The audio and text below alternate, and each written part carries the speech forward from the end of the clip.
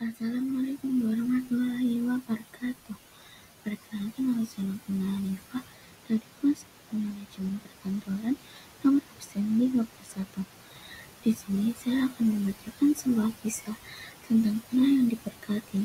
Ibrahim rindu Allah bagian ke-27. Nabi Ibrahim dan Lut singgah sebentar di kota Haran. Di Haran ini, Ibrahim dan Lut melihat penduduk yang mendiami wilayah itu menyembah bintang. Ibrahim datang untuk memperingatinya, namun peringatan itu ditolak mentah-mentah. Mereka bahkan sampai memaksa Ibrahim dan Lut meninggalkan tempat tersebut. Ibrahim dan Lut kemudian berjalan lagi menuju ke tempat hijrah yang telah ditentukan oleh Allah, yakni Kan'an atau Palestina sekarang. Kota ini adalah kota yang subur karena lembah sungai Yordan yang mengalirkan banyak sekali zat kehidupan, sehingga dari situ para penduduknya mendapatkan keberuntungan. Di tempat ini, para penduduknya terdiri dari kaum Badui dan pribumi yang hidup berdampingan dalam kurun waktu yang sangat lama. Terkadang mereka berperang, melakukan perjanjian damai, hidup berdampingan, hingga saling mengusir adalah sesuatu yang sangat jamak terjadi, karena hasrat mereka untuk menguasai tanah yang subur ini. Setelah proses saling silang sengketa yang teramat panjang, pada akhirnya mereka membentuk keluarga, beranak pinak, berkoloni, membangun kehidupan sampai sekarang. Namun, sebelum mereka hidup berdampingan seperti sekarang, akan kita lihat bagaimana perselisihannya yang terjadi dalam kurun berabad-abad lampau. Bangsa Kan'an yang awal mula mendatangi tempat ini dari tenggara masuk sekitar abad 2500 sebelum Masehi atau sekitar 500 tahun sebelum Nabi Ibrahim dilahirkan. Bangsa ini kemudian didesak oleh bangsa Amorid yang datang dari tenggara dan bangsa Fonisia yang datang dari utara. Ini terjadi sekitar tahun 2000 sebelum Masehi, semasa Ibrahim hidup. Selain itu, ada pula bangsa Filistin yang menempati kawasan selatan untuk kemudian mendesak bangsa Kan'an dan mendapatkan daerah yang subur ini pula. Pada akhirnya, mereka menempati daerah yang subur di bagian barat daya. Bangsa-bangsa mereka disebut sebagai bangsa Yabus, Yerusalem, atau Ursalim. Dari bangsa-bangsa mereka, terbangunlah kota-kota yang penuh dengan peradaban gemilang seperti Beersheba, Ashdod, dan Al-Hud seperti yang terlihat sekarang ini. Sebagaimana bangsa Babilonia pada awalnya, bangsa Kan'an mengacu pada keseluruhan peradaban di sekitar Laut Tengah dan Sungai Yordan. Pun pada awalnya tidak menyembah Allah, tetapi menyembah tuhan-tuhan rendahan yang berada di sekitar mereka. Negeri yang sebetulnya berleluhurkan seorang nabi, yakni Nabi Nuh dengan silsilah Kan'an bin Ham bin Nuh. Pada mulanya hanyalah sebuah desa kecil yang sangat sederhana dengan penduduk yang masih sedikit dan termasuk kawasan negeri Syam. Mereka dikenal sebagai kaum yang sangat kuat dan pantang menyerah dalam bekerja. Mereka disebut sebagai kaum Jabarin karena sanggup untuk membangun gedung-gedung tinggi, entah itu istana-istana, rumah-rumah, hingga tempat ibadah. Namun, seperti bangsa-bangsa lainnya yang begitu ditinggal oleh Nabi mereka, kemudian berharga kepada Allah. Nabi yang terakhir turun adalah Nabi Nuh. Itu pun jaraknya sangat lampau, berada di atas nenek moyang mereka. Mereka sudah lupa dengan syariat yang dibawa oleh Nabi Nuh dengan memutuskan untuk menyembah bintang dan alam yang dianggap sebagai dewa tertinggi. Mereka tak dapat menjamah Tuhan langit, melainkan terkagum-kagum dengan kekuatan alam. Untuk itulah mereka kemudian menganggap bahwa Tuhan-Tuhan yang tampak dalam kedahsyatan alam raya inilah yang pantas dijadikan Tuhan.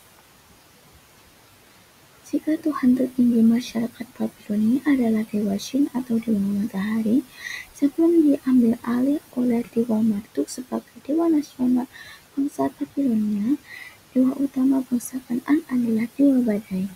Mereka menyadari bahwa kekuatan alam paling dahsyat adalah badai yang bisa mengamuk di padang pasir atau lautan yang luas. Ketakutan mereka pada kekuatan badai menyebabkan mereka akhirnya menyembah badai. Nabi Ibrahim menyeru kepada mereka untuk meninggalkan penyembahan yang sesat ini. Seperti biasa, Nabi Ibrahim berdakwah dengan penuh kesabaran dan berusaha membuka hakikat asal akal sehat mereka.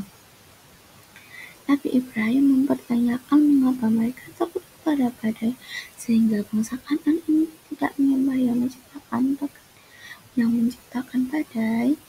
Namun, mereka tidak percaya dengan seruan yang dibawa oleh Nabi Ibrahim. Bahkan dengan sombongnya, mereka mencela Nabi Ibrahim untuk tak turut campur dalam keyakinan mereka, karena Nabi Ibrahim ini hanyalah pendatang. Lebih jauh, mereka mengatakan bahwa apa yang telah mereka sembah itu telah dilakukan oleh nenek moyang mereka dalam bertahun-tahun. Walaupun menghadapi kaumnya yang keras, namun Ibrahim tidak putus asa. Ia telah belajar sewaktu berdakwah di Babilonia bagaimana menghadapi kaumnya yang lebih keras daripada masyarakat Kan'an.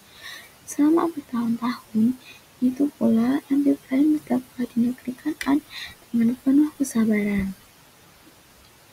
Ia sama sekali tidak pernah menyerah, apalagi takut dengan cercaan dan celaan kaumnya. Ia berprinsip, selama masyarakat belum menyembah Allah, maka dakwahnya tak akan berhenti. Dan dari hari ke hari, meski jumlahnya tidak banyak, ada saja kaum Kan'an yang akhirnya terbuka hati dan pikirannya untuk menyembah Allah. Suatu kali, Lut dan Nabi Ibrahim pergi ke rumah salah seorang paman mereka. Semasa dalam perjalanan menuju Kan'an, Taruk pernah mengatakan kepada mereka kalau mereka mempunyai saudara yang telah tinggal bertahun-tahun di tanah ini. Barangkali adiknya ini masih hidup dan Ibrahim bisa menyambangi untuk meneruskan tali silaturahmi agar tidak terputus di tengah jalan. Salah satu bakti anak pada orang tua adalah meneruskan tali silaturahmi yang sebelumnya telah dilakukan oleh orang tua mereka. Taruk mengatakan kalau pamannya ini adalah seorang yang ulet dan bekerja keras. Maka kepada dirinya lah Ibrahim dan Lut bisa belajar bagaimana cara bertani atau berternak untuk memulai kehidupan mereka dari awal. Kehidupan di tanah rantau dirasakan sangat berat bagi bangsa Ibrahim maupun Lut. Jika mereka tak punya keterampilan khusus, maka siap-siap saja kalah oleh pesaing hidup. Meskipun Ibrahim seorang nabi, tetapi bukan lantas rezeki mereka bisa turun dari langit hanya dengan mengatasi semua nabi Allah. Tak ada yang duduk di bangku tangan. Mereka semua bekerja keras demi menyambung hidup. Di satu sisi, mereka harus berdakwahkan risalah dari Allah. Namun, di sisi lain, mereka tidak boleh lupa untuk memenuhi kehidupan dunia mereka. Mereka harus pandai membaginya agar tetap seimbang antara dunia dan akhirat. Nabi Ibrahim dan Lut pun menemui pamannya yang sering kali diceritakan oleh ayahnya itu. Kepada pamannya, Nabi Ibrahim menceritakan bahwa ayahnya meninggal sewaktu dalam perjalanan ke tempat ini. Demikian pula ibunya, yang meninggal akibat tekanan jiwa karena dirinya menjadi musuh kerajaan. Pamannya ini bisa memaklumi situasi zaman yang serba tak mengenakan ini. Pamannya ini bersedia mengajarinya bahwa ia memberikan beberapa pakan ternaknya untuk dipelihara. Melalui metode-metode yang diajarkan oleh pamannya ini, atas izin Allah ternaknya akan berkembang dan beranak pinak banyak sekali. Tiba-tiba datanglah seorang perempuan mengantarkan minum untuk Nabi Ibrahim dan Lut. Agaknya ia wanita yang pemalu. Ia menutupi seluruh wajah dan tubuhnya dengan kain. Kemudian ia meletakkan minumannya itu dengan hati-hati sekali. Ia menangkut kakinya dengan penuh hikmat. Kemudian pada saat meletakkan air minum di atas meja, kain yang membungkus kepalanya tiba-tiba melorot jatuh ke atas bahunya. Tersingkaplah wajah yang sangat cantik. Cepat-cepat ia menutupi wajahnya kembali dengan kainnya tadi. Akan tetapi, Nabi Ibrahim terlanjur mengetahui kecantikan wajahnya dan langsung terpesona. Tak pernah kulihat seorang wanita yang sangat cantik sebagaimana anak pamanku ini, bisik Ibrahim kepada Lut. Iya, kecantikannya memang luar biasa, jawab Lut. Karena kecantikannya itu pula, Nabi Ibrahim berniat menikahinya. Maka ia memberanikan untuk meminta izin kepada pamannya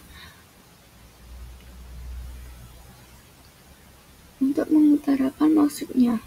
Rupa-rupanya Nabi Ibrahim ini menemukan hambatan hatinya.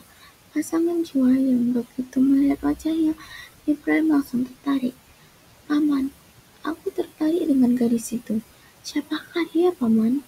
Tanya Nabi Ibrahim berterus terang. Oh, dia anakku, namanya Sarah. Jawab pamannya santai. Apakah dia telah dipinang seseorang, Paman? Jika belum, aku ingin menikahinya. Dia belum bersuami. Kalau kau memang berkenan memilikinya, aku tidak melarangnya. Jawab pamannya setuju. Hari ke hari, Ibrahim semakin suka dengan Sarah, karena gadis ini tidak hanya cantik wajahnya, tetapi juga berakhlak mulia. Dia seorang gadis salihah yang begitu cinta kepada orang tuanya. Dari awal, ia memang telah dipersiapkan oleh Allah menjadi jodoh Nabi Ibrahim. Sarah tak pernah menyembah berhala. Ia beriman kepada syariat yang dibawakan oleh Nabi. Keduanya akhirnya menikah di usia muda.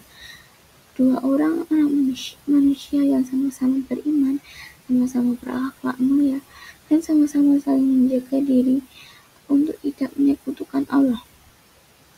Perkawinan yang hakikatnya bukan menyatukan biologi semata, tetapi juga dan jiwa membuat keduanya bahu-membahu dalam menyerukan dakwah tauhid ini. Ibrahim jadi semakin kuat karena punya dukungan seorang istri yang mengerti susah payahnya berhubungan suaminya. Seorang istri yang setia di belakang untuk menyiapkan perbekalan suaminya dalam berjuang, pun seorang istri yang sanggup menampung kelukesan suaminya kala merenggut getar perjuangan dari rahim Sarah ini. Kalau akan muncul anak-anak yang saleh dan banyak yang menjadi utusan Allah. Demikian dari saya. Terima kasih. Wassalamualaikum warahmatullahi wabarakatuh.